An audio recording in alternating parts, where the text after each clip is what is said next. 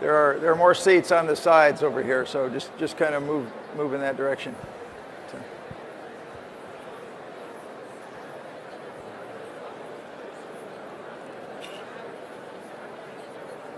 Thank you for coming. Yeah.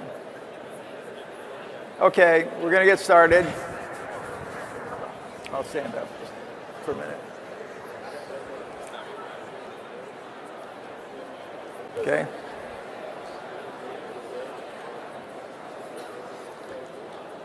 Okay, we're going to get started. Please take your seat. How wonderful to have Noam Chomsky back here with us.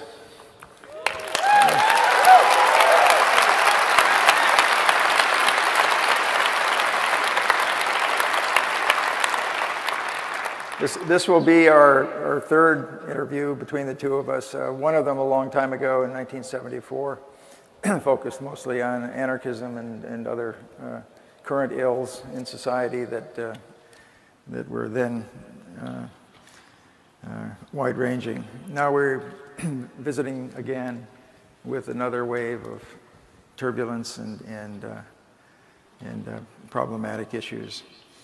But there's a lot to be gained from discussing these. There's a lot to begin to find hopeful ways forward, paths through the thicket, and so forth. And that's what we'll be mostly discussing today. For the 3 or 4 people out there who don't know Noam Chomsky, I'm going to give an introduction. In terms of the power, range, novelty, and influence of his thought, Noam Chomsky is arguably the most important intellectual alive today. I'm delighted that he could be here to join us in Boston for a special session entitled A Conversation with Noam Chomsky. This session will be a conversational interview followed by an opportunity for our audience participation through a Q&A period. As most geographers know, Chomsky has written and lectured widely on linguistics, philosophy, intellectual history, contemporary issues, international affairs, and U.S. foreign policy. A small sampling of his numerous publications include the book that I was first introduced to him by, American Power and the New Mandarins, then a lot of linguistics works, including Cartesian linguistics, a number of political books, well over 100 books, I think, For Reasons of State, The Political Economy of Human Rights, On Power and Ideology, Language and the Problems of Knowledge, Profit over People, New Horizons in the Study of Language and Mind, Understanding Power, and most recently, the Requiem for the American Dream.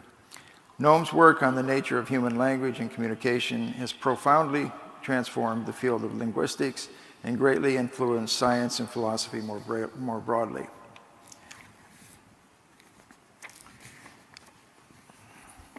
The so-called Chomskyan revolution generated intellectual reverberations across many disciplines, including geography, anthropology, education, psychology, and genetics. Noam Chomsky is one of the most frequently cited scholars of all time. Noam also has been an impassioned critic of American foreign policy and of corporate and government power.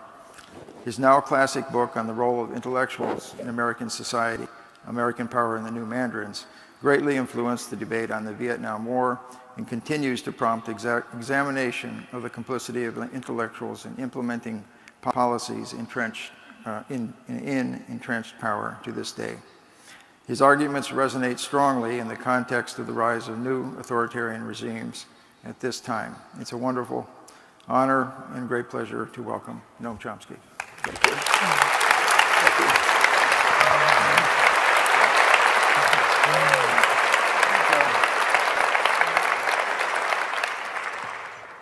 Okay, I'd like to start out on one topic other than Trump, and because if we get on that topic, we may never get off it for the rest of the interview. So, I'd first like to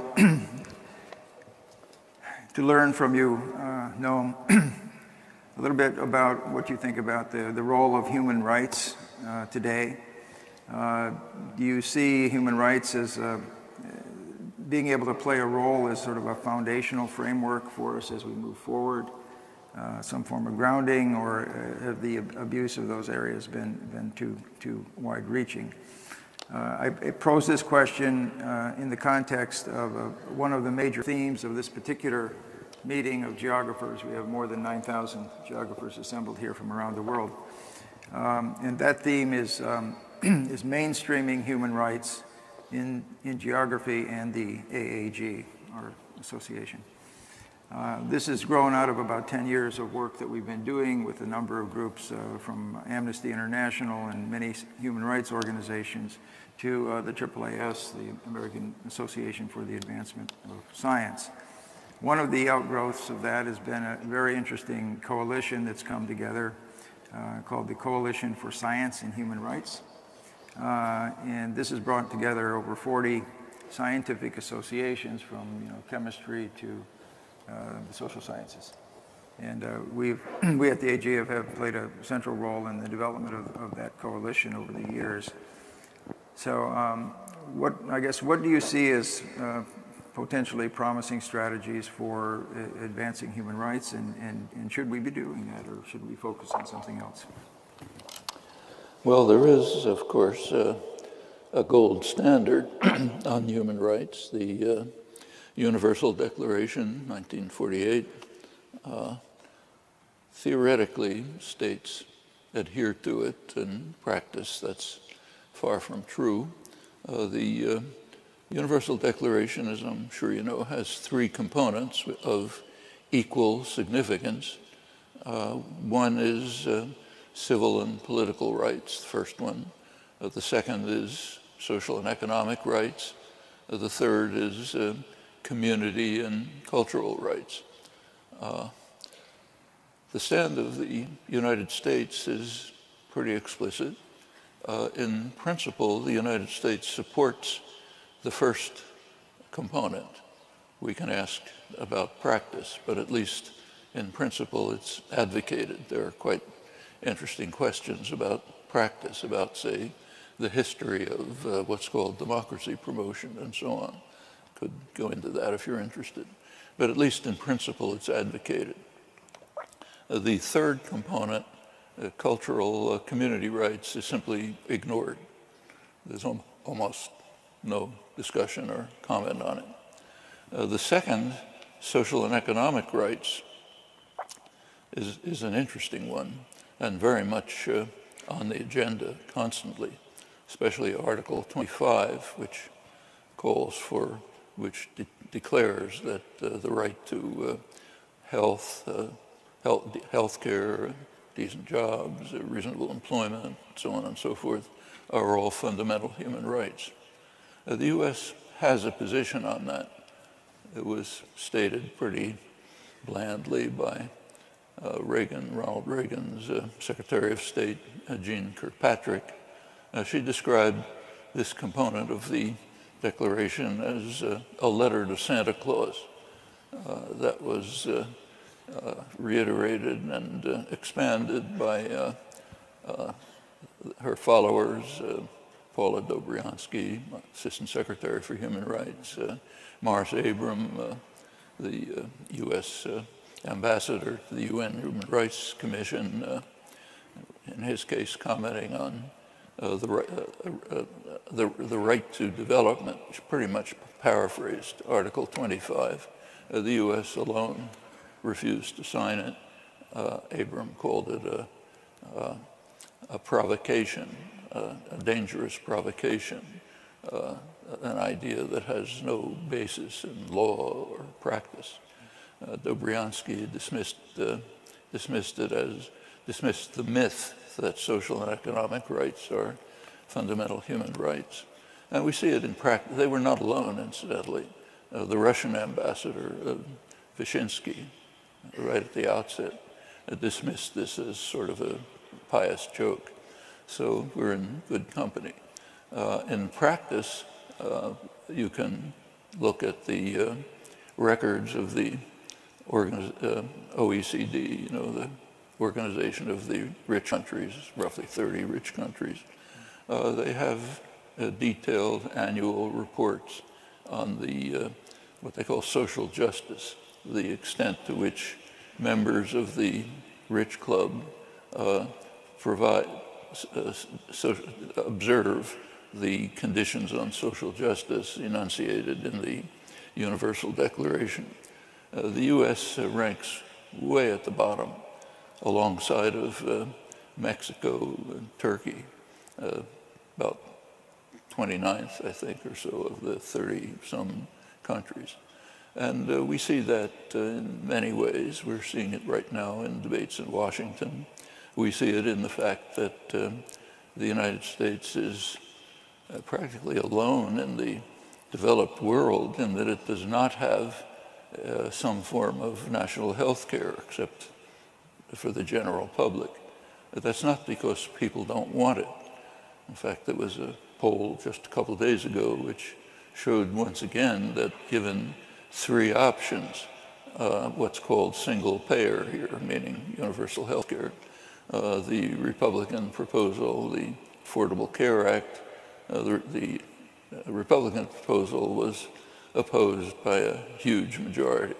The Affordable Care Act had moderate support, but majority support was for a public option, universal health care. That's been true for many years. It's one of the it's a very interesting fact about U.S. public opinion. When the question is asked in a reasonable way, as you know, polls depend a lot on how the questions are formulated. But if the questions are asked in a sort of a rational way, then quite typically people prefer universal health care. Sometimes with great enthusiasm. So toward the end of the Reagan years, for example, about 70% of the population thought that there should be a constitutional guarantee of health care, should be in the Constitution. And about 40% of the population thought it was already in the Constitution. Nobody knows what's in the Constitution except that it's a holy book with everything good, so must have universal health care. And there have been results like that for a long time. It's not discussed very much in the press, but when it is, the commentary is interesting.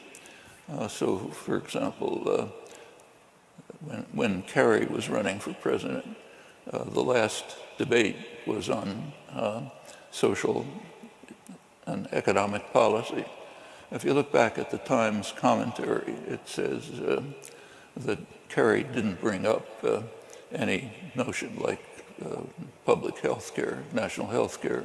And the reason they said is, interesting words, they said it has too little political support, which is correct. It is not supported by those who determine policy. The financial institutions, the pharmaceutical institutions, they don't support it, so it doesn't have political support. There is something called a population, but their views are not political support. And this, of course, bears on the first component of the Universal Declaration, civil and political rights, and about that there's quite a lot to say, but I don't want to drone on about it. We're already trending into Trumpism, but let's back up just a little bit here. Excuse me. As I mentioned, one of the major themes of our meeting today is human rights, but not only the current provision, but how they might be applied to sort of day-to-day activities of academics, of people conducting research, people trying to anticipate what the outcomes of their research would be, and how to manage those kinds of tricky questions in terms of the practice of say geography, the practice of philosophy, the practice of many types of science.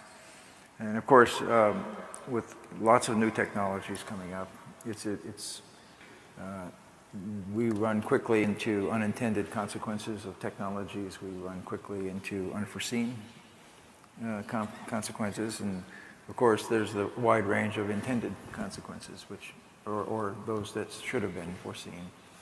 And this is somewhat close to my own heart because Earlier in my career, I developed and patented the first real-time interactive GPS and GIS systems, geographic information systems, which at that time had broad-based environmental applications that they were developed for.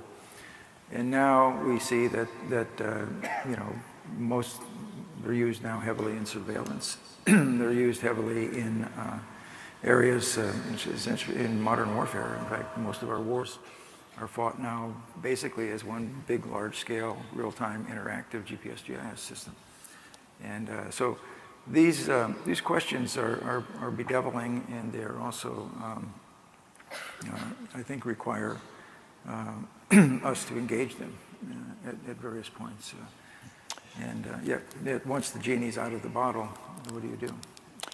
Well, as I'm sure you're aware, there is a group within the American Geographical Society, the network of concerned geographers, which has been coming forward with petitions and proposals about exactly these issues, specifically about the cooperation of geographers with the military.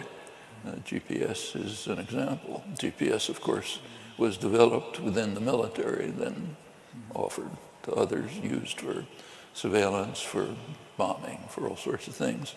Geographers, of course, are very closely involved, just like anthropologists, with what are sometimes called human terrain issues. What does the military expect to do in particular areas? And that raises hard questions, which the group is raising, and I think should be taken very seriously. Their petition lists a series of specific proposals. I presume that you're taking account of them and taking them into consideration. I certainly think you should be. And for other professions, similar questions arise in a quite a similar way for anthropology, and the anthropologists have taken some fairly strong positions about participating in, not participating in military actions addressing indigenous tribal communities, and others have very much the same concerns. There are some cases of human rights which we are all critically concerned with. They should be on the top of the agenda for everyone. That's the question of human survival, which is at stake now in a way that it has not been for the roughly 200,000 years in which Homo sapiens have been around. As, again, I'm not telling you anything you don't know, but we're now well into two new eras in human history. The nuclear age began in 1945. The Anthropocene, which the American Geological, the World Geological Association now decided to date at roughly the same time immediately after the Second World War, where human impact on the environment created essentially a new geological epoch. And these two threats are existential, imminent, and furthermore, we're racing towards magnifying them, which is very, as I've said many times, I find it really hard to find words to capture the fact that with eyes open, knowing what the consequences are, the United States is now separating itself from the world and racing towards the precipice of environmental catastrophe. The other great issue, nuclear war, tensions are building up at the Russian border. That's been increasing since 1991, when the Soviet Union collapsed. NATO began to expand. Senior statesmen like George Kennan and others warned right away that NATO expansion is a disaster in the making for pretty obvious reasons. You can simply ask how the United States would be reacting if the Warsaw Pact were had taken over Latin America and was now approaching the Mexican border and the Canadian border. Of course, that's absolutely inconceivable. We would have had a terminal nuclear war long before this state arose, but it's now happening on the Russian border. Serious provocations on both sides. There is the best single monitor of the prospects for human survival, in my view, is the doomsday clock of the Bulletin of Atomic Scientists. Serious scientists, political analysts gather every year and try to do an analysis of how far we are from midnight. Midnight is terminal. The doomsday clock was established in 1947. At that point, the hand was 7 minutes to midnight. It's moved up and back over the years. The closest it came to midnight was 1953, when Russia and the United States exploded thermonuclear weapons.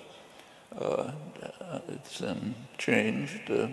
Now, a couple of weeks into the Trump term, the clock has been moved another half minute towards midnight, 2.5 minutes to midnight, the closest it's been since 1953.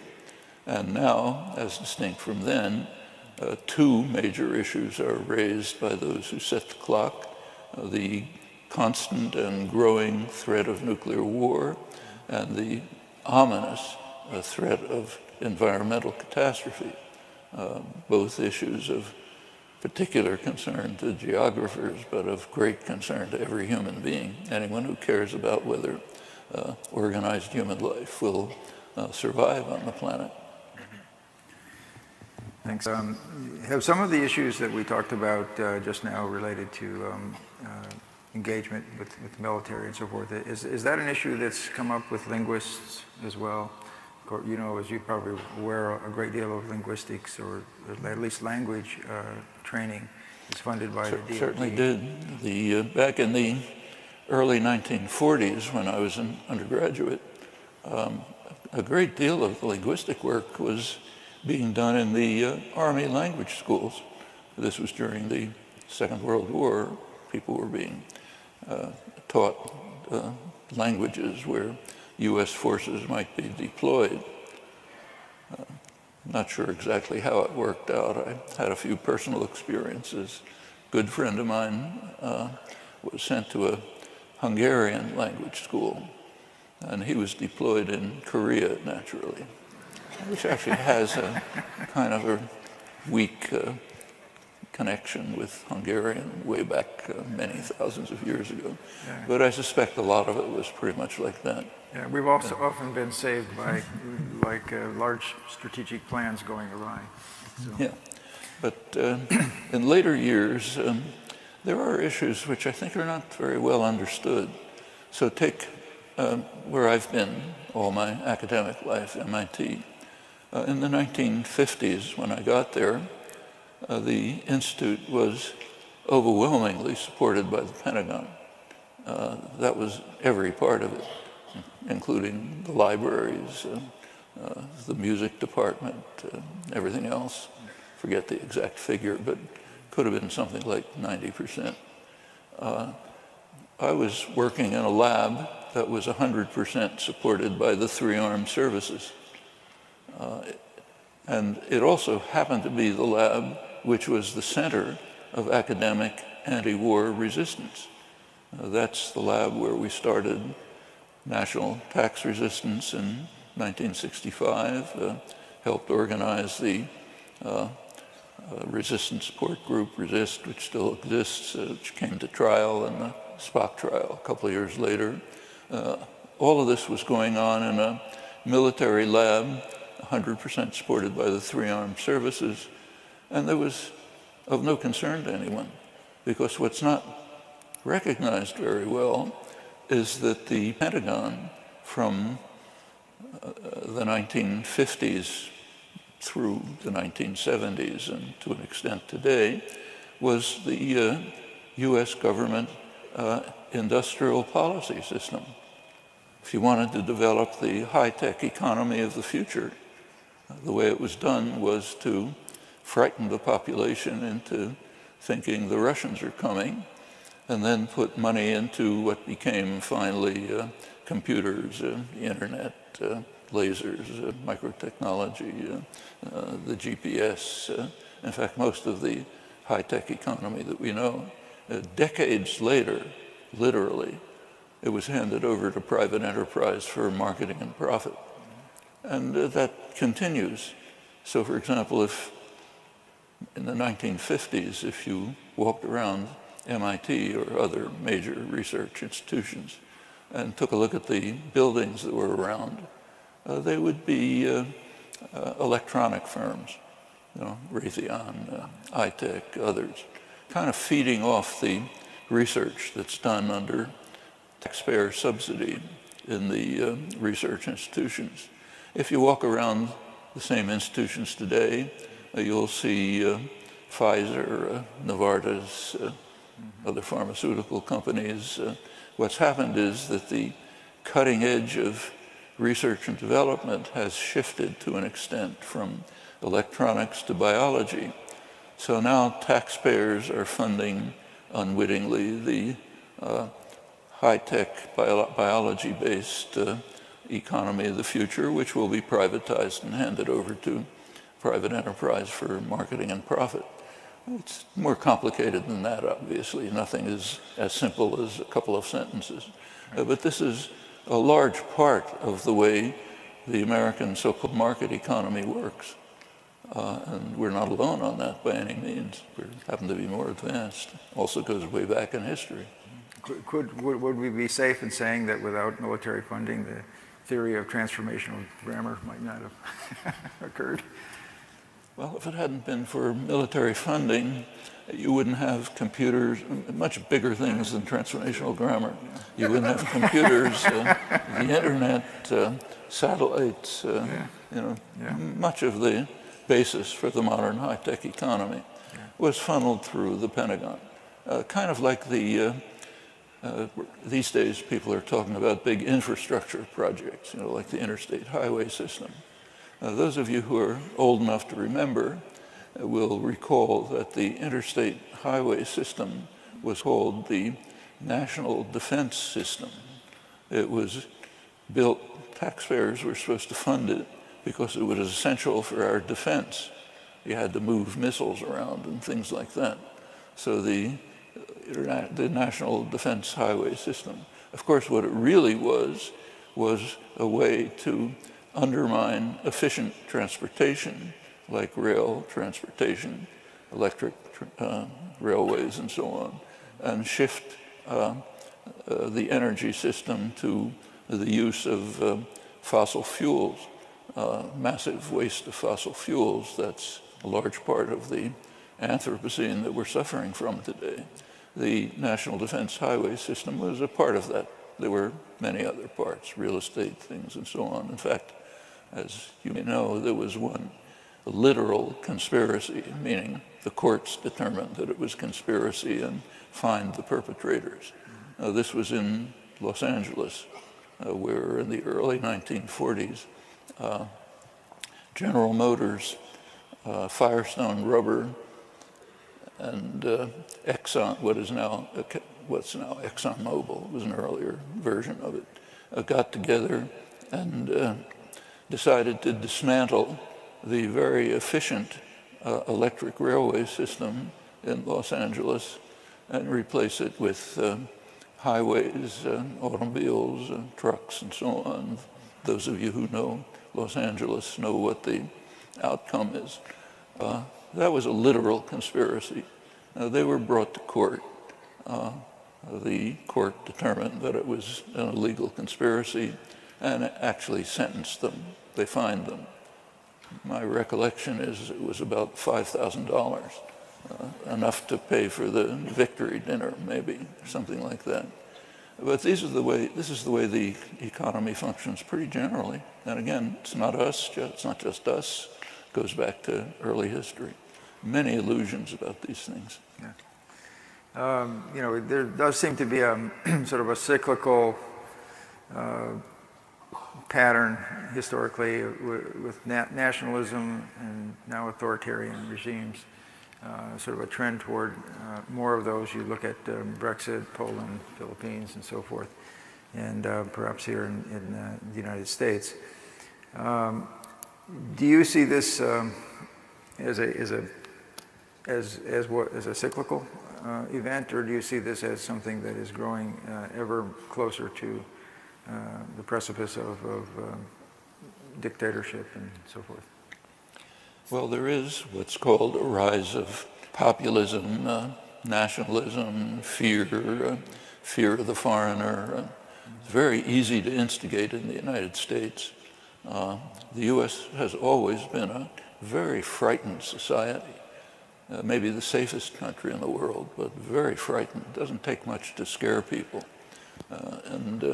If you think that Europe is very much different, you should take a look at the polls there.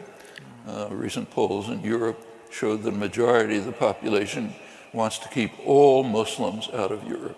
All, okay, even worse than here. And people can easily be frightened. This morning's New York Times, you might have noticed an article on the front page about a group in Canada, in some town in Canada, which is mobilizing to prevent the imposition of Sharia law. There's a slight problem. There aren't any Muslims around, but you can never be too careful. One of the American states, I think maybe Oklahoma, has actually passed laws to ban Sharia law, which is just imminent, as you can tell. This morning, I got an email from a guy who was coming to interview me. He was born in Germany. He lives in England, British citizenship.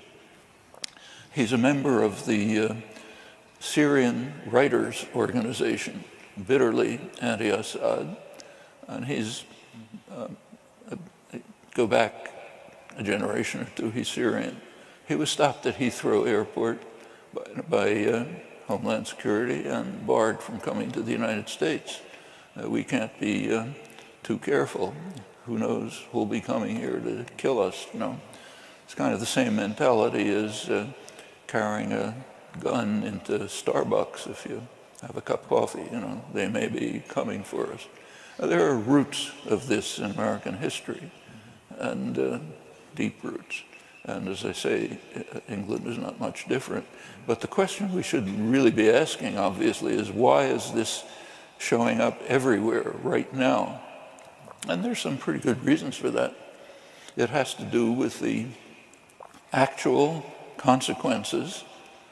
Maybe you can argue whether they were intended, but they were certainly predictable, of the social and economic policies that were instituted in the late 1970s, the so-called neoliberal programs, the Washington Consensus, as they were called.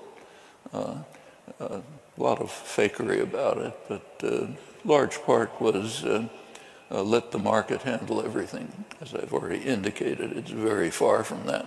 And if you look closely, there's massive subsidy to the very rich and powerful. But for the rest, let the market take care of them. You have an extreme version of it if you take a look at the Freedom Caucus proposals today for health care. Why should there be any right to health care?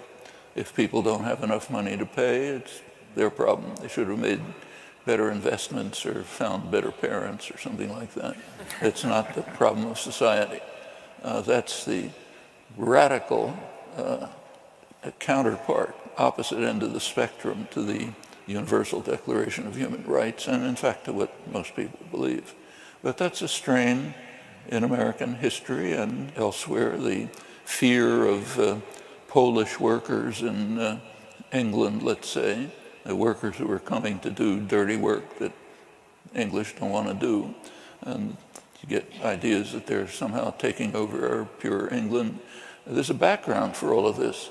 The people who feel this have indeed suffered from the impact of the neoliberal programs. So if you take the United States, the richest, most privileged country, and the one that in many ways was least harmed by these programs, even though they largely originated here. Go back to 2007. That's right at the peak of euphoria about the wonderful economy that St. Alan Greenspan is running. Economists were calling it the new moderation. We've learned how to control the economy. Everything's going to be fine from now on. This is right before the crash, which ruined everything, and incidentally undermined the entire intellectual edifice with no impact, which is quite an interesting phenomenon in intellectual history, but we'll put that aside. Take a look at 2007 and look at real wages for American workers. These are non-supervisory workers, guys that were working on the assembly line, building things and so on. Their wages were actually lower. Real wages were lower than they were in 1979 when these neoliberal programs were initiated. So there's been, and it's a symbol of what's been happening all over. There's been stagnation or decline for a large part of the population, showing up in all sorts of ways. We now have this remarkable phenomenon in the United States of middle-aged, mostly white male workers whose mortality is increasing. That never happens in developed societies, but mortality is increasing for this sector of the population, and it's mostly diseases of hopelessness and despair. These are people who don't want to get a handout from the government, have contempt for people who do, and angry at them. They want a dignified life where they can have self-respect in what they're doing, feel they're doing something important. It's all been taken away from them by very specific policy. Similar things are happening in England. It's the background for Brexit. In Europe, the austerity programs that were imposed by the Troika, the governing authorities, have devastated the economy. Economically, they make no sense at all. Even the International Monetary Fund economists have coming out with papers saying they don't make any sense. But the IMF bureaucrats, who are not the economists, they're part of the Troika. They're implementing them, along with the European Commission, which is unelected, and the bank, which is, of course, unelected.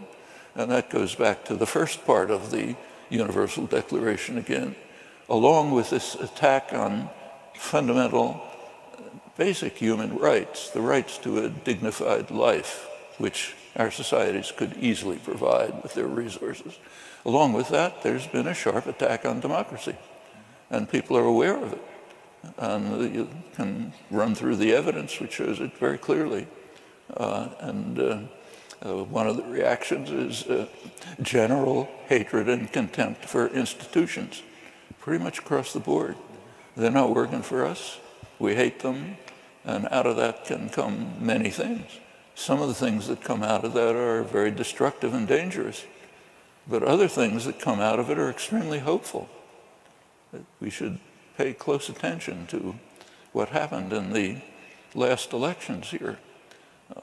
The most startling event in the elections was not the election of Trump. It was the success of Bernie Sanders. That breaks from literally a century or more of U.S. political history. U.S. political history has been well studied by very good political scientists, Tom Ferguson and others. A very good predictor of electoral success is just campaign funding, and also of policies undertaken. There are other factors which converge to stress that outcome even more, way before Citizens United, which kind of opened floodgates. But it goes back a long time. Sanders came along, no funding, no corporate funding, no wealthy funding, dismissed, disregarded by the media, a guy who was totally almost unknown. He was using scare words like socialist, which means New Deal Democrat. And he could, if it hadn't been for party shenanigans, party managers, he might very well have won the election. That's not only a radical change from American history, but also a very promising and hopeful sign for the future. And it's extended by popular attitudes today. There was a poll a couple of weeks ago by Fox News, of all people, who tried to find who was the most popular political figure in the United States. And one person was way ahead of anyone else, Bernie Sanders. And among young people, even more. All of that, that's another form of what takes place when social and economic conditions are bringing about stress, despair, anger, fear. One kind of reaction is violence and xenophobia, racism, and so on. Another kind of reaction is futility. Let's just give up. It's too big for us. Third kind of reaction is let's do something about it. And there's every reason to think that that can be done. So there are no reasons for real despair, very hopeful signs, I think. That's great. You have a habit of being so comprehensive in discussing these topics and leading to the next logical topic that you just already addressed my next two questions, one being on the concentration of wealth and the ownership of the media by a few, and its role in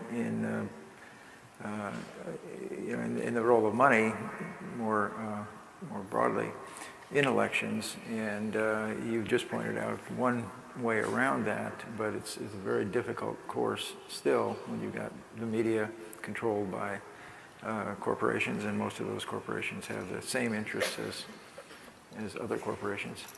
And so what's the prognosis in terms of how you practically, what strategy is there to roll that back? Well, I think there are two parallel tracks, both of which have been followed. One is to change the media, and I think that's been done. There's a lot wrong with the media, the major media. I'm talking about New York Times, CBS, Washington Post. Plenty wrong with them, but I think they're a lot better than they were 30 or 40 years ago.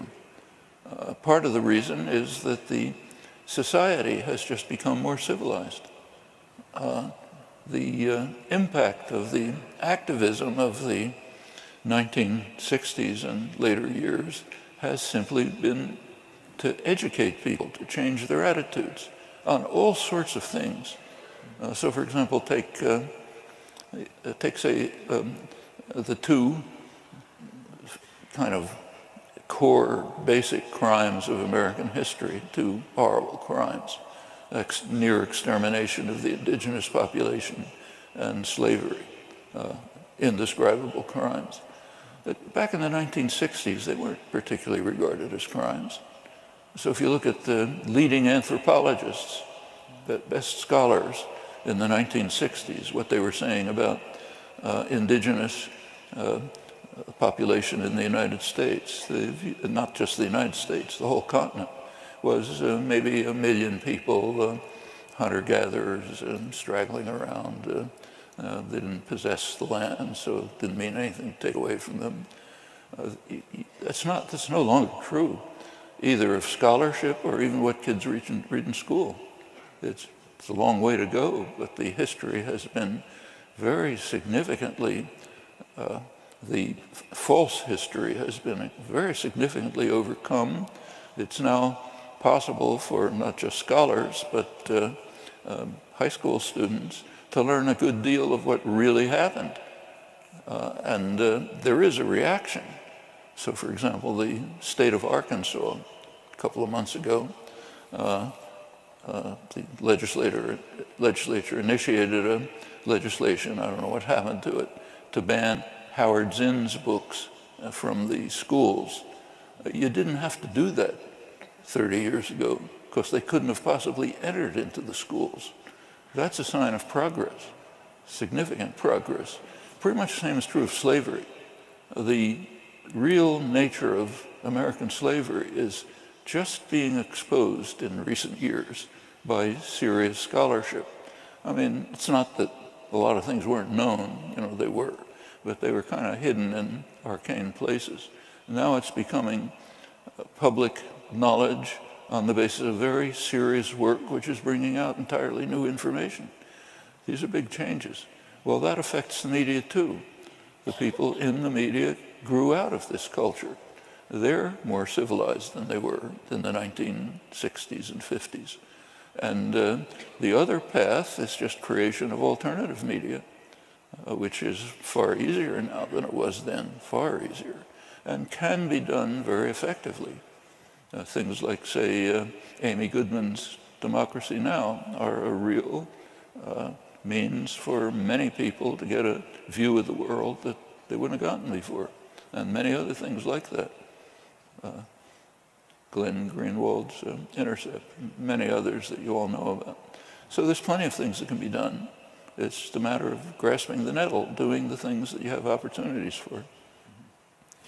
Yeah, it is interesting how with these populist changes and the way in which the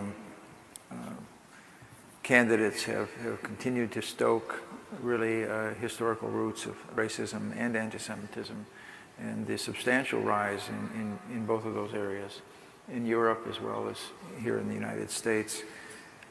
That's a really frightening thing. Well, let's take anti-Semitism.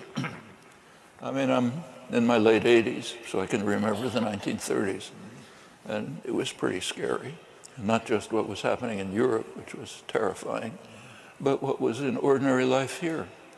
So my father my parents were teachers, Hebrew teachers. And so they kind of survived the Depression. You know, they didn't starve. In fact, the whole family was coming around and being helped by the few people who had jobs. Around 1937, I guess, my father had enough money to buy a second-hand car. We lived in Philadelphia. And my parents decided to take us on the weekend out to the nearby mountains, just Poconos, just to spend a weekend's vacation. So we had to get to a motel. There were the motels you had to look at carefully because there were signs on them that said restricted. Restricted meant no Jews. You didn't have to say no blacks. That question didn't arise, you know. But no Jews. That's late 1930s. I could tell you personal anecdotes of what it was like to grow up on the streets as a young Jewish boy in an Irish Catholic neighborhood. Not very nice. But when I got to Harvard in the early 1950s, the anti-Semitism was overwhelming. There was practically no Jewish faculty. In fact, one of the reasons why MIT became a major university is that outstanding people like, say, Norbert Wiener and others couldn't possibly get jobs at Harvard. Well, that was anti-Semitism in the 1930s, 40s, and 50s. There are problems now, but it's nothing like that. Absolutely nothing like that. It's much better than it was. So it's not something to laugh at by any means. Those who have experienced it and lived through the periods of the hideous atrocities in Europe are certainly not going to disparage it, but we have to recognize that it's become radically different. By now, Jews are one of the most privileged, maybe the most privileged minority in the country. And pretty much the same is true of so-called European anti-Semitism. So I think we should certainly not disregard it, but recognize how far we've come, and not only how far we've come, but why the progress was made. That's what's critical, because those are the things that we can continue to carry forward instead of succumbing to futility and despair. Yeah.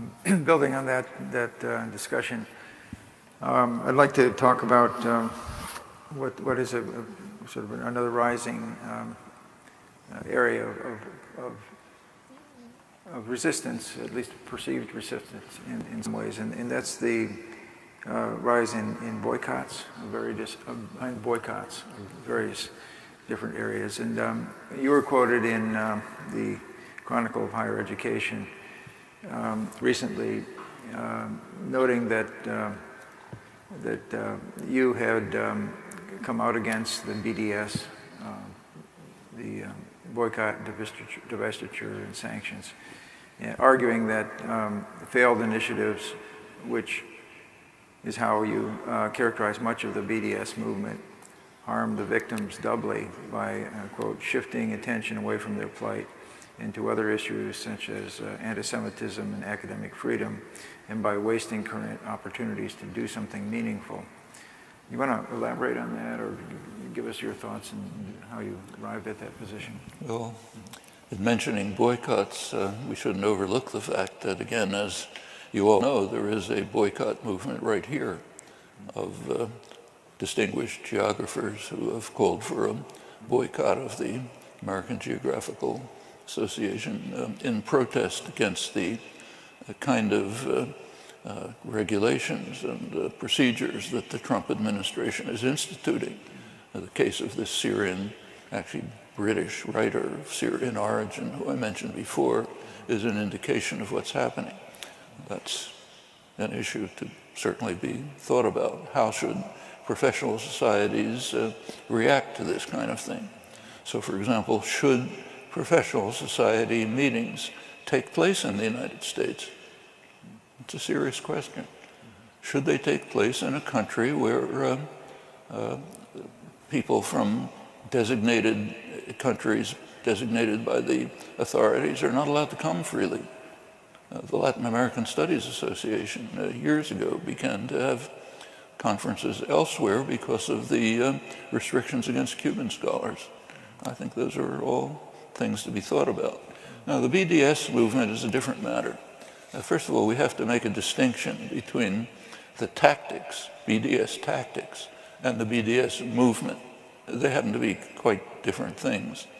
So BDS tactics in the Israel-Palestine case were actually initiated in 1997 by an Israeli group, Gush Shalom, Uri Avneri's group, strongly anti-occupation, militantly anti-occupation, played a very significant role, still do. They proposed boycotts of the settlements and divestment from anything involving the settlements. And that's been, I myself have been involved in it's really BD activities. There are no real sanctions. That's a state matter. But I've been involved in these things since the late 90s when it took off, aimed at the settlements. Now here questions arise. The BDS movement, which developed in 2005, has a different approach. That's the movement, not the tactics. Their approach calls for, if you read the list of principles, there is a set of principles, if you take it literally, they're calling for boycott of Israel, divestment from Israel, sanctions on Israel, until then comes a long list of conditions, some of which everyone knows are totally unrealizable. Like one of the conditions that's listed in this almost catechism is return of the refugees in accord with international law. Well, first of all, it's not in accord with international law. That's a separate question. But return of the refugees. You can think whatever you like about the morality of that, but everyone knows it is not going to happen. There's no international support for it. If there ever were serious support, Israel would go all out using nuclear weapons, anything else, to prevent it. So it's not going to happen. And dangling this hope in front of people living in miserable refugee camps in Lebanon and Jordan is not a good idea or a moral position, in my view. If you take a look at BDS is not a principle, it's a tactic, just as it was in the case of South Africa. It's a tactic.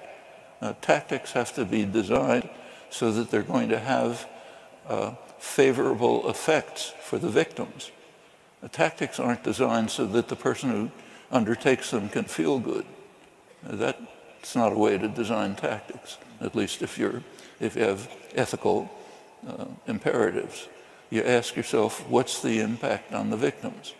And if you take a look, there's a record of significant success, very significant success of BD, really BD tactics aimed at the settlement.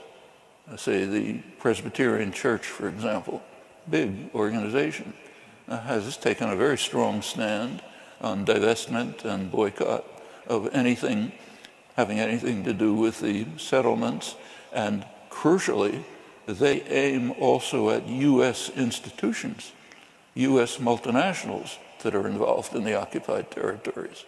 That's very significant, both for educational reasons and tactical reasons.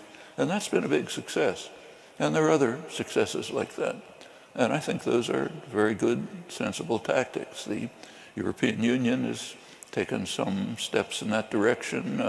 The human rights groups like Human Rights Watch and Amnesty International have advocated similar things. All of that makes a lot of sense, I think, in principle, and it's tactically effective, and it should go way beyond. So if there's ever going to be any significant progress in Palestinian rights, it's going to require a major change in the United States. As long as the United States continues, as it has been doing for decades, to provide economic, diplomatic, military, even ideological support for the settlement projects, they're not going to end. They may use different words, but they're not going to end. They're going to continue. And the U.S. does not have to do that. American citizens can prevent that. In fact, one critical tactic that I think ought to be pursued, I've been advocating this for years, is simply imposing American law. American law, so-called lay amendment, bans any military aid to any military unit or group that is involved in systematic human rights violations. Well, I don't have to go through the record, but anyone who's looked at the wars in Gaza, or what goes on in the West Bank, has no doubt, in Lebanon as well, has no doubt that the Israeli army has been engaged in systematic human rights violations. So therefore, by American law, we ought to cancel military aid to them. Even a move in that direction could have significant implications, very significant. It's a little bit like the Sanders story or the press. There are plenty of things we can do if you think them through, ask what the consequences are, what the possibilities and opportunities are, and then pursue them seriously. Not because something makes you feel good, but because it's beneficial to the victims. That's the question that should be uppermost all the time. I'd like to ask a question now about, we have many of our members come from China these days, and we're really glad to have them as part of our organization. I want to get your thoughts on the rise of China, which has been remarkable from an economic perspective, and the its extensive investments it now has around the world. And do you imagine a time in the near future when the dominant economy and the dominant sort of international network, let's call it, will it sort of transcend that of the U.S. and Europe? Well, if you go back a couple of centuries, 17th century, China and India were the most advanced commercial and industrial centers in the world. England had to steal technology from India for its own industrial development, textiles, shipbuilding, and others. I mean, it was so extreme that even during the Napoleonic Wars, when England was really sometimes in dire straits, Parliament banned import of superior Indian ships so as to protect the but the new British shipbuilding industry. Well, of course, that all changed through colonialism. And now China is beginning to recover something like its traditional role, the Middle Kingdom, to which others pay tributary. It's in many ways a pretty ugly process and threatening. In many ways, it's had its positive consequences. Will China, there are now books coming out, in fact there have been for decades, recent one, Gideon Rachman and others, talking about the Asian century, that the center of power is going to shift. First it shifted from Europe to the United States, now it's going to shift over the Pacific. I don't think there's much reason to believe that. China has quite a very big economy by purchasing power parity, roughly like the United States, but it's a very poor country. Take a look at the UN Human Development Index. China, I think, is around 90th. India is maybe 130th. And they've been pretty well stuck there. They have plenty of huge problems that we don't face. Also ecological problems. They don't have much in the way of rich agricultural resources the way we do. And that's being destroyed. China is taking sensible, significant steps towards addressing the environmental catastrophe. It's kind of astonishing that today the world is looking to China for salvation as the United States is going backwards. That's an astounding fact. And China is doing it, but they have plenty of problems. I think it'll be a long time before they become anything like the Western powers in wealth and privilege. Now, United States power has been declining. You've all heard the phrase America's decline, common lament. You can get Foreign Affairs, the main international affairs journal, had a front page cover a couple of years ago called "Is America Over?" or something like that. This is all fear-mongering. American power has declined from its peak, which was after the Second World War. You have to go back and think what it was like. The Second World War was very beneficial to the U.S. economy. The U.S. wasn't much touched by the war. Other industrial economies were devastated or destroyed. U.S. manufacturing practically quadrupled, pulled us out of the Depression. There was a big backlog of technology, other possibilities for the great growth rate of the following years. The U.S. had, the statistics weren't very good in those days, but some estimate that the U.S. may have had almost half of world wealth. Probably not that high, but something like that. Well, of course, that declined. That was never going to last. And it declined very quickly. In fact, the first step in the decline was China. In 1949, an event took place which is called in modern U.S. history the loss of China, which is a very revealing phrase. And I notice that nowadays it's sometimes put in quotes because it's so ludicrous. But for many decades, it was called the loss of China, meaning we owned China and we lost it. That's the assumption. China became independent. And then a major theme in modern American history was who lost China. That's what drove so-called McCarthyism. It went on way into the 60s. John F. Kennedy, when he was escalating the war in Vietnam, was saying he didn't want to be accused of being the person who lost Indochina, as if it's ours to lose. That declined. That was a serious blow to U.S. power.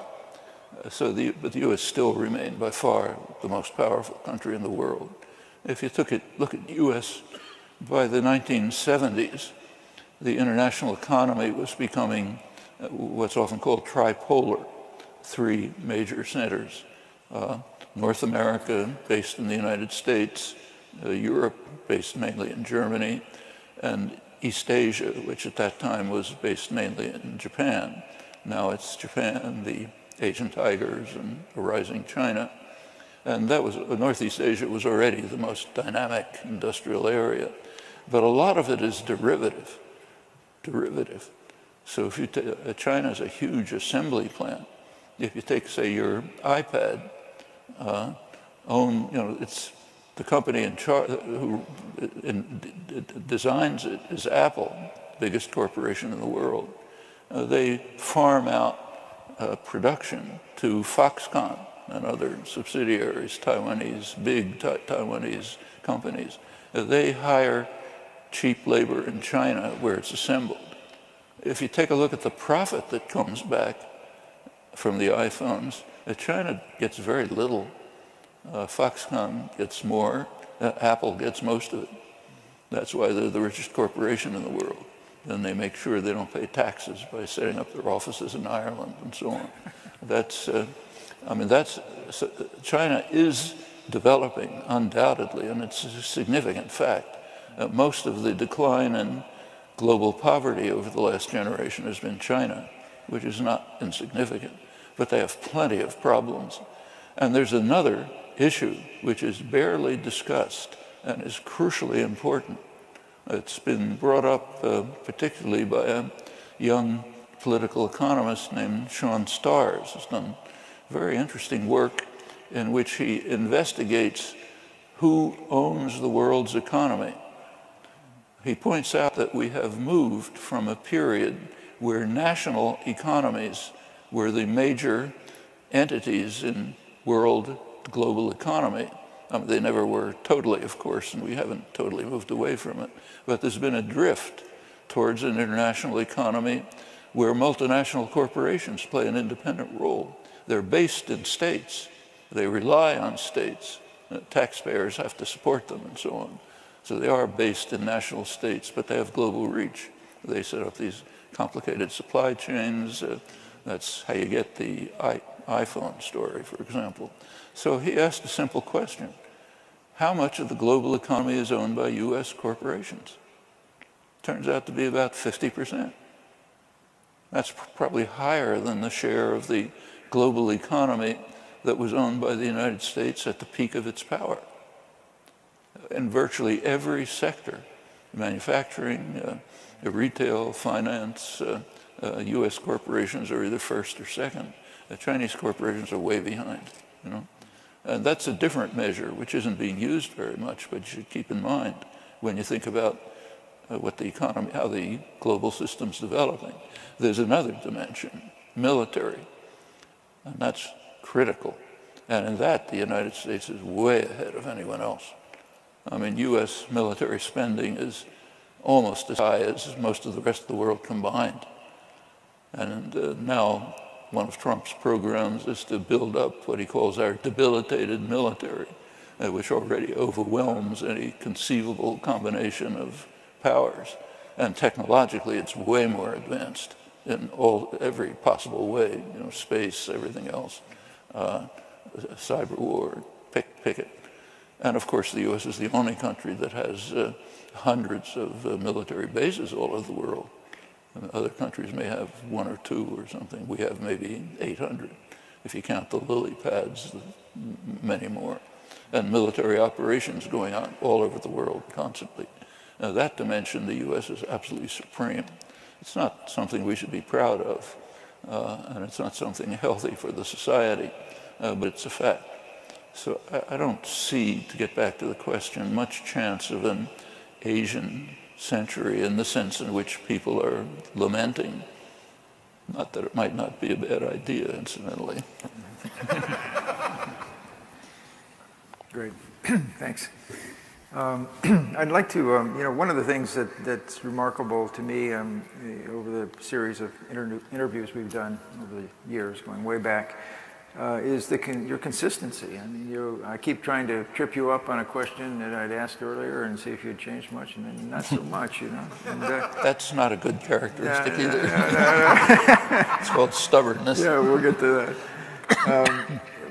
When very first interview we did, it was for an anarchist magazine called Black Rose, and one of the first questions I asked you was, I'm going to read it, And I think you still, to this day, you identify as a libertarian socialist, as a tag, as a kind of an identity and so forth. And to the extent that you have to identify yourself, if you have to pick a name, that's okay. That's okay. Actually, I should say that well, I'm going to read you something a from friend of mine who's a philosopher had to contribute an essay to a collection of philosophical essays commenting on work of mine.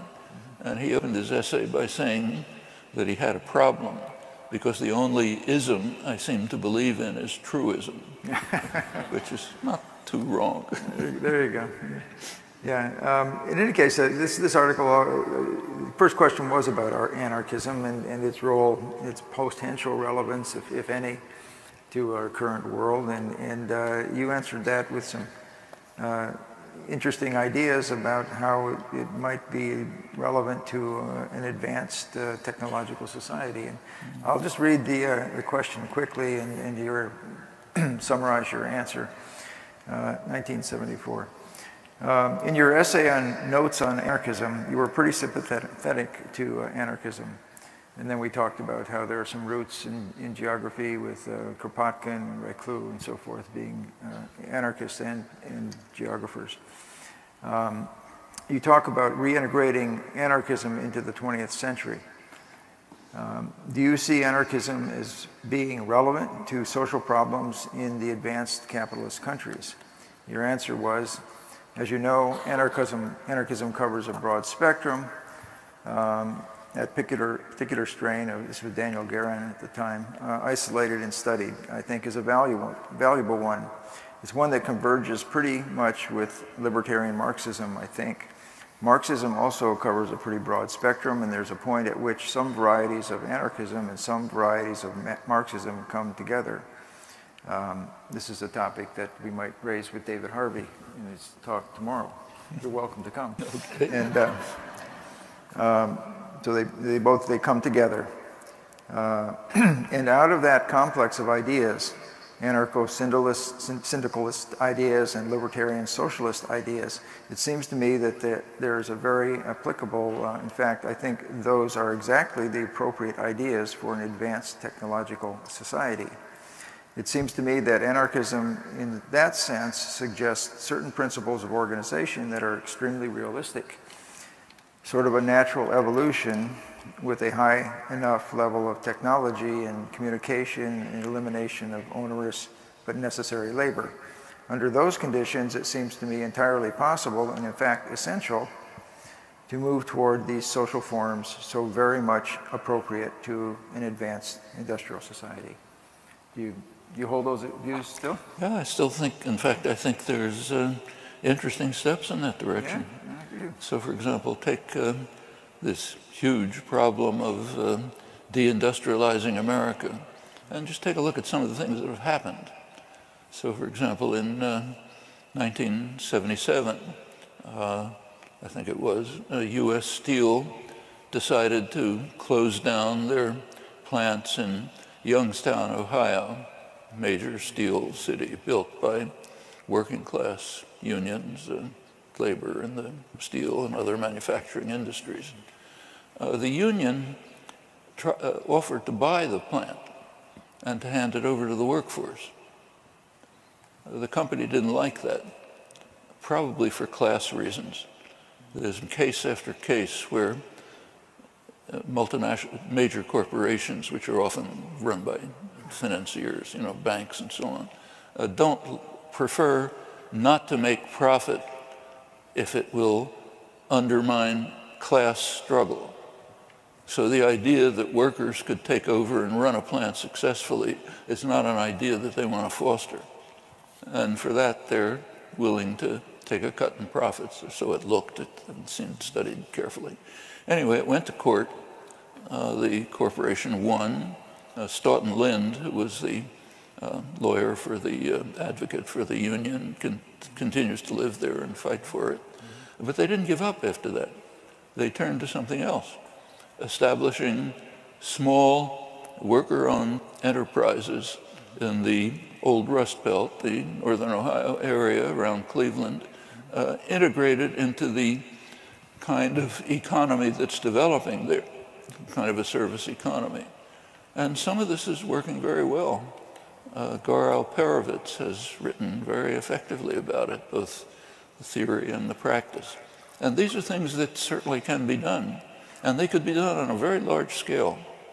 So take a couple of years ago, in the midst of the crash, as you recall, the government, Obama, basically nationalized the auto industry, pretty much took it over. There were some choices at that point, and the choice that was taken was determined by the ideological structure and the power structure internal to the country, which could have been different. If people like us were acting, it could have been different. There were two choices, basically. One choice, the one that was taken, was to bail out the companies, hand them back to the same banks and managerial elite who ran them before, some different faces, but essentially the same institutions, and have them proceed to produce cars. Okay? That's what was done. There was a much more sensible option, both in human, political, and even environmental terms.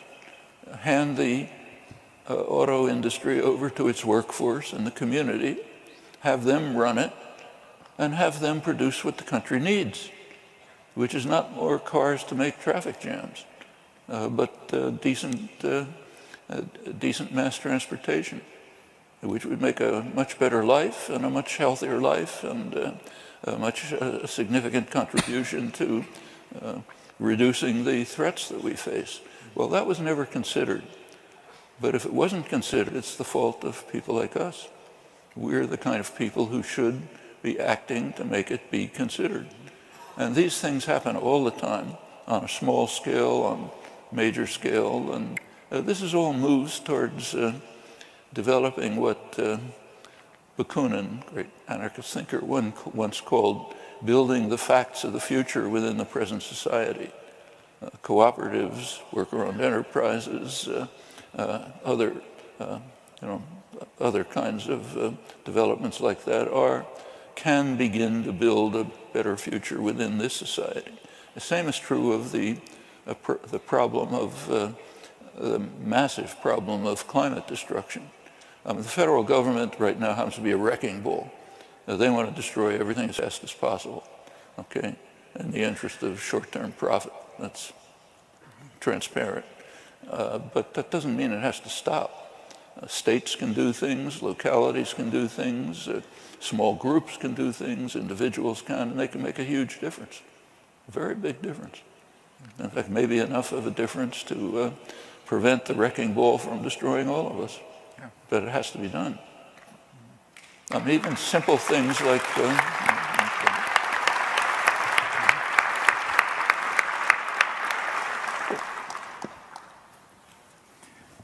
All right. There are a lot of institutions, and I'd like to say even our institution, which works in the interstices between corporations and large governments and so forth, and are in some ways a very oppositional force to what is occurring now.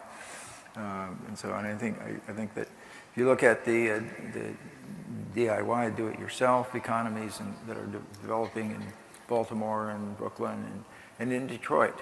I was born in Flint, Michigan, and grew up, saw the demise of everything. And I was just there again recently, and it's remarkable how strong the city is finally starting to come back. Really? Really, and I've heard, and I'm skeptic because I've heard it's something going to happen for 30 years now, and now it really is. In fact, I think we should hold a meeting in Detroit at one point in time, and if we do, and of course our members never complain about anything. But occasionally I get word that the hotels are too expensive. So my approach is we hold a meeting in Detroit. And well, hotel prices are going down because people are refusing to come to the United States. Oh, not yet. So we'll discuss this offline.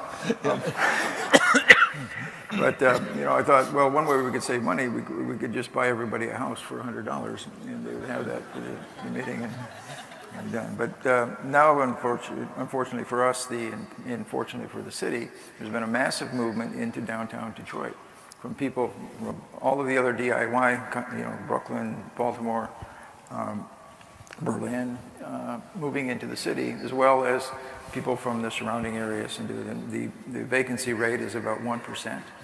And all kinds of small industries are there. It's really quite impressive now. But on that note, then,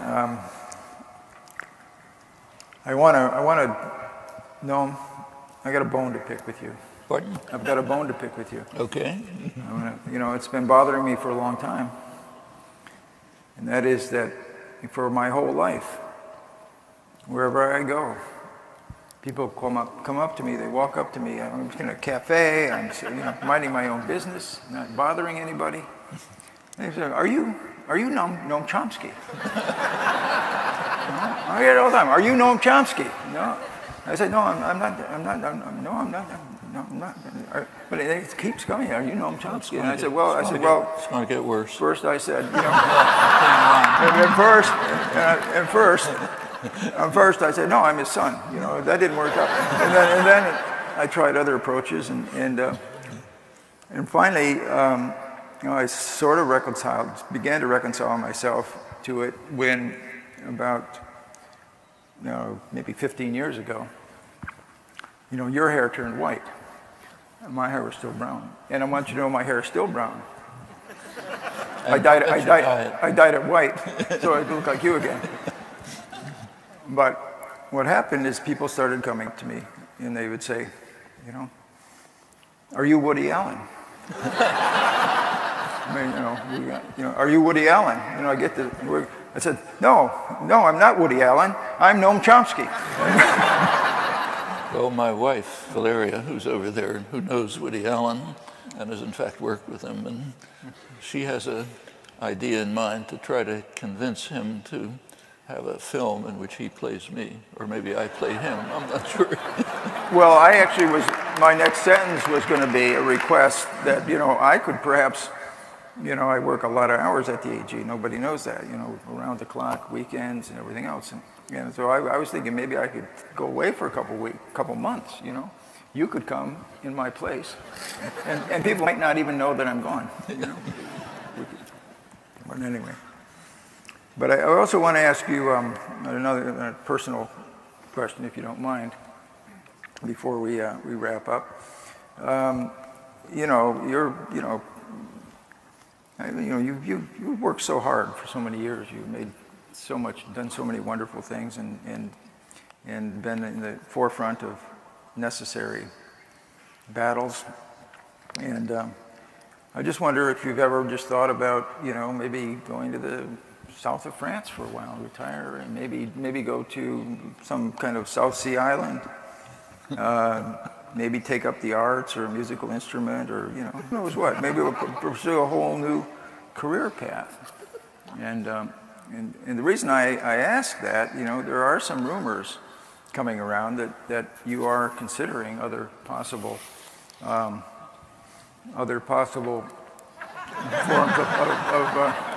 of employment. And there was a very respectable, owned by the Washington Post, publication that in print itself, right on the print page, carried a story about your possible next gig in Las Vegas. Now I want to know, there's a lot of fake news. We hear about fake news all the time, and I just want to show the picture. It's showing. Oh, isn't it up there? Oscar? Okay. So, there is a lot of fake news, and I just wanted to confirm whether this was a rumor or whether you're seriously taking on a whole new kind of profile. We'll see. We'll see. Okay, thanks for being such a good sport. Yeah.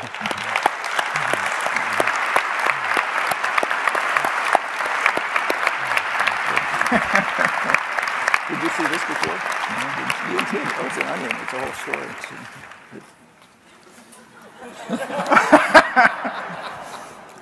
You got to read this. You got to read the story too. The Onion is a kind of a spoof type I think it is actually owned by the Washington Post. And so we're now at a point where I want to take a few minutes to make an award to you, and then we'll have some questions, okay? But we're going to get the award in first. The AG has has its most prestigious award is the AG Atlas Award, which was launched in 2010. And it's designed to recognize and celebrate outstanding, internationally recognized leaders who advance world understanding in exceptional ways. Not American exceptional, but in exceptional ways. The image of Atlas bearing the weight of the world on his shoulders is a powerful metaphor for this award program, as our nominees are those who've taken the weight of the world on their shoulders and moved it forward, whether in science, politics, scholarship, or the arts.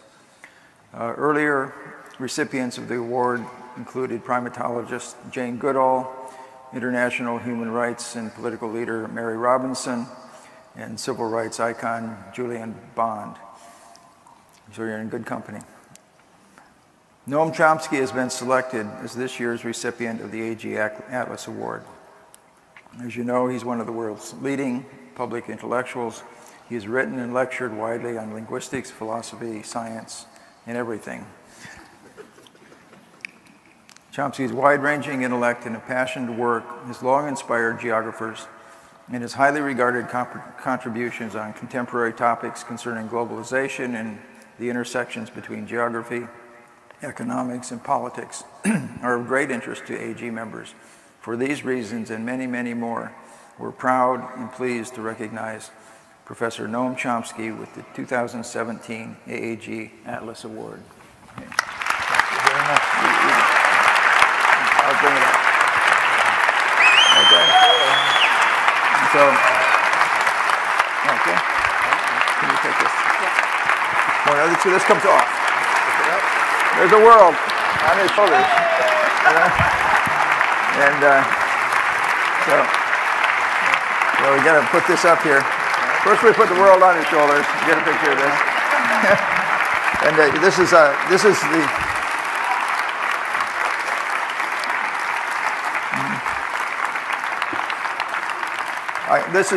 this is the most androgynous atlas that I was able to find. So there you go. So, and also with that, we also have, of course, a nice thing to, put under that pile of books that you've been waiting to get rid of, and then so. Thank you all very much. And then we have a great honor. Yeah. Okay, thank you.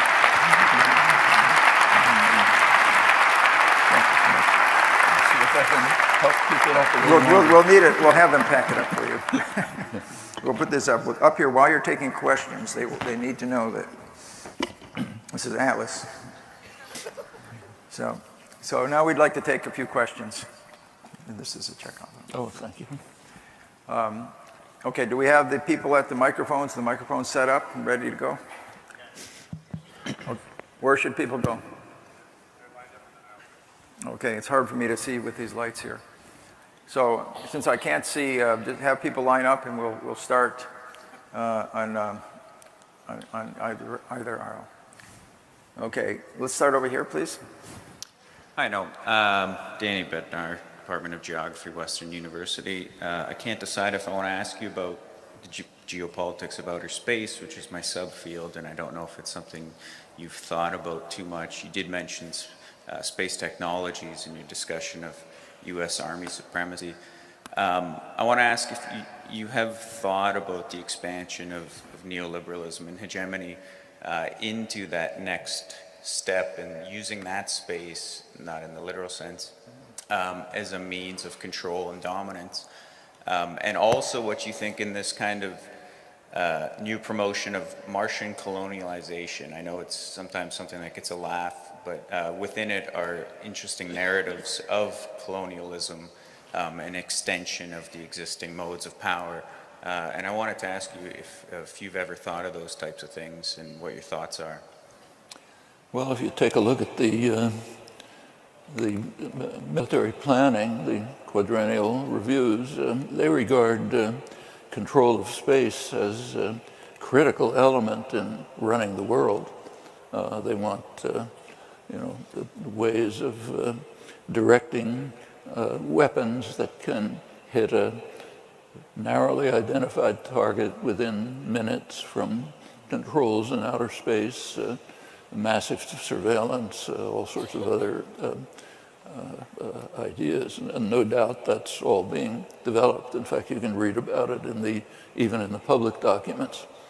As far as inhabiting other planets are concerned, personally, I would regard it as this sort of basically a joke, except for the fact that there are some pretty respectable people who take it seriously.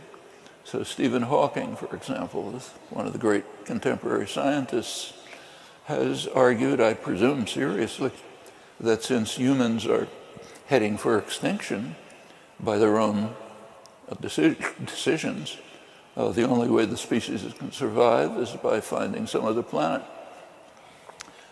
Personally, I can't take that seriously, but Hawking's a serious person. There is an effort to kind of privatize space travel, but it's kind of games for multi-billionaires.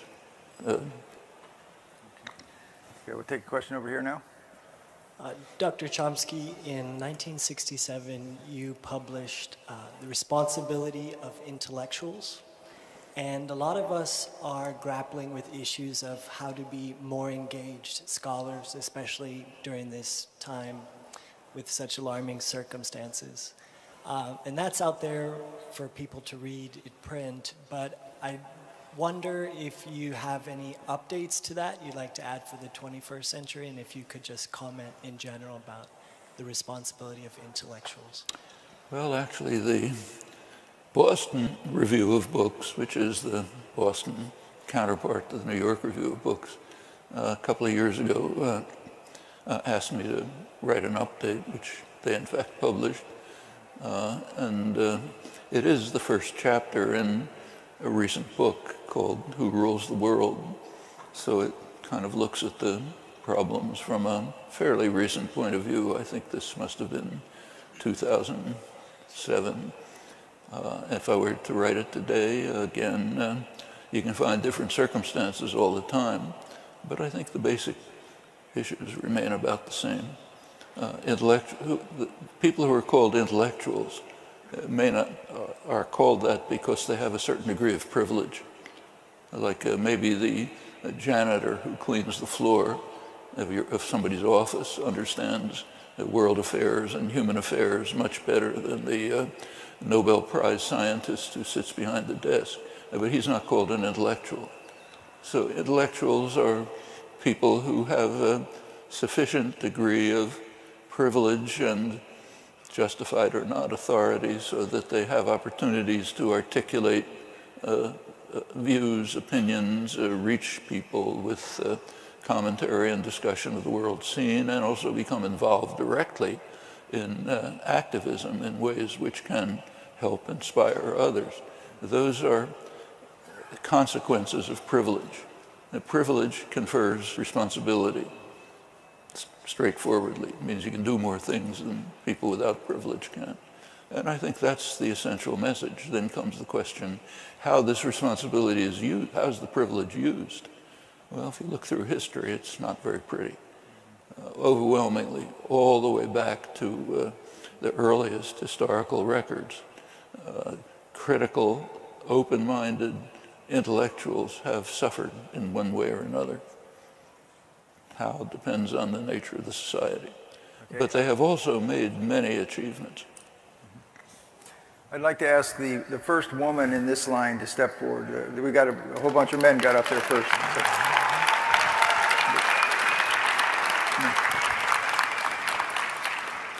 Hello, my name is Julia. I'm a PhD candidate at the University of Cambridge.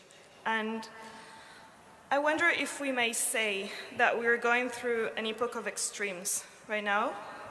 Extreme uncertainty, extreme lack of ideologies and collective cosmologies and worldviews, extreme movement, but extreme closure at the same time, extreme individualism, extreme poverty, but also extreme concentration of richness and therefore extreme inequality.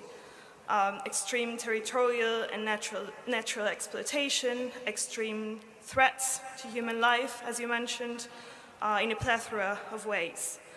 So, which would your advice be, or even your warning be, to the new generation of researchers and academics that are here today to listen to you?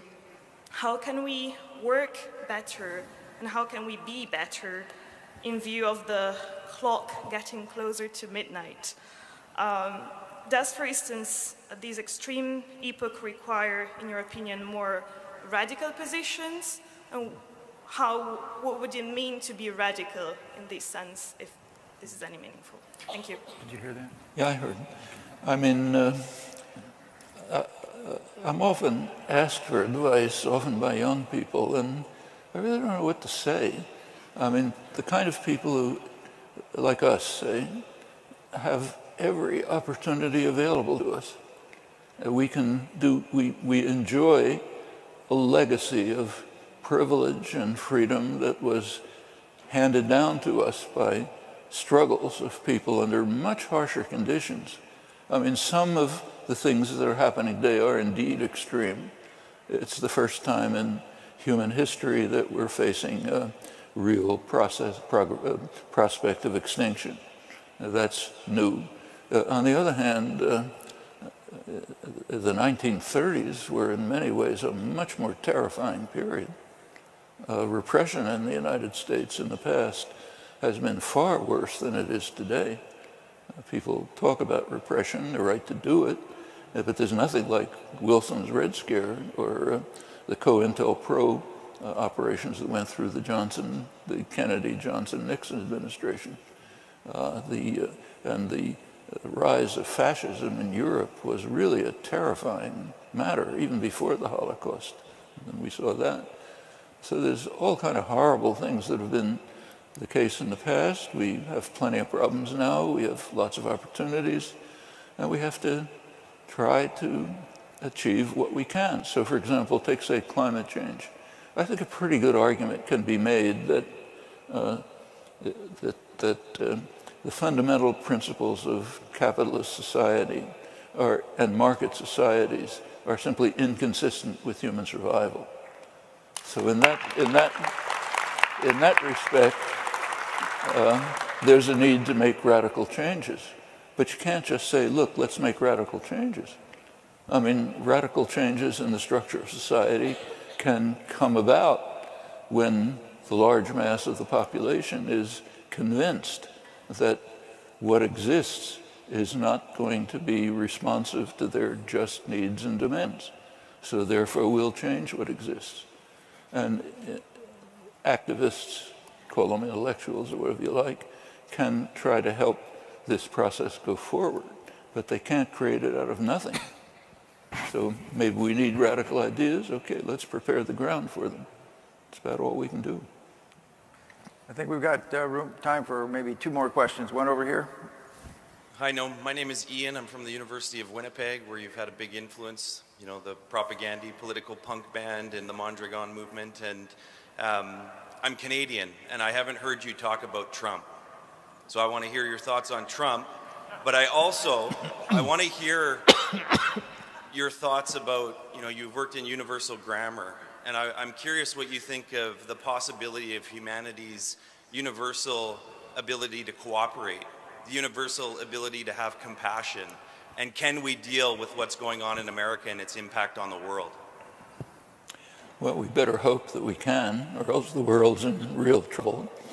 And we have no reason to doubt that we can. So we can only try as hard as possible within the options and opportunities available to us. Trumpism is too big a topic for couple of minutes, but there are some very striking things about what's happening in Washington. What's going on is a kind of very systematic, two-tiered operation. One of them is Trump, Bannon, the effort to try to make sure you capture the headlines, you're on the top of the news, one crazy thing after another, just to make sure that people are paying attention. And the assumption is, well, they're going to forget later anyway, so people don't talk anymore about the 3 million illegal immigrants, and pretty soon they'll stop talking about the wiretap, and you'll be on to something else.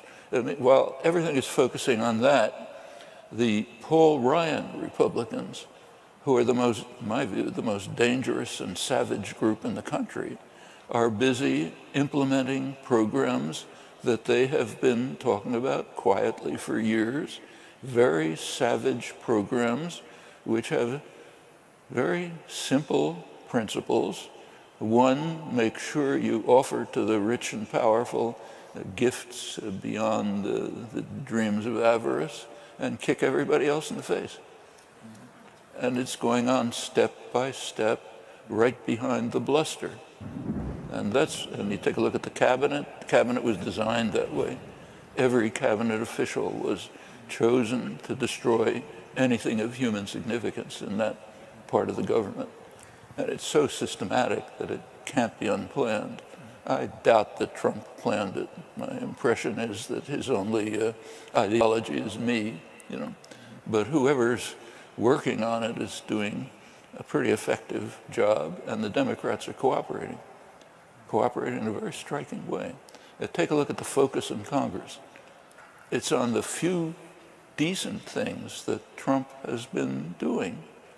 So maybe members of his transition team contacted the Russians. Is that a bad thing? I mean, the recent ambassador to Russia, Jack Matlock, really had a vlog where he pointed out it's exactly what you should be doing. That's the job of diplomats and ambassadors and people coming in. There's serious problems and tensions. You want to talk over if there's anything you can do about them, instead of just building up force and violence. So that's what the Democrats are focusing on. And meanwhile, all these other things are going on, and not saying anything about them. We focus on whether, in fact, they're basically letting the Bannon-Trump group control what's presented to the public. Crazy things about wiretapping. Did Susan Rice commit a crime, or whatever tomorrow's will be? Well, meanwhile, the parts of the governmental structure that are beneficial to human beings and to future generations are being systematically destroyed, and with very little attention. I think my feeling is that's what it looks like. Yeah. We've got time for one more question. I'll take it from over here. Okay. I just wanted to update you of where you had spoken about a finite set of elements producing infinite combinations back in your linguistic days. I ended up identifying them, testing them, and presenting them yesterday. So thank you. Okay. Okay, with that, wait a minute, I got one more question. Noam, why did you put my picture on the front of this book? Okay, let's do it.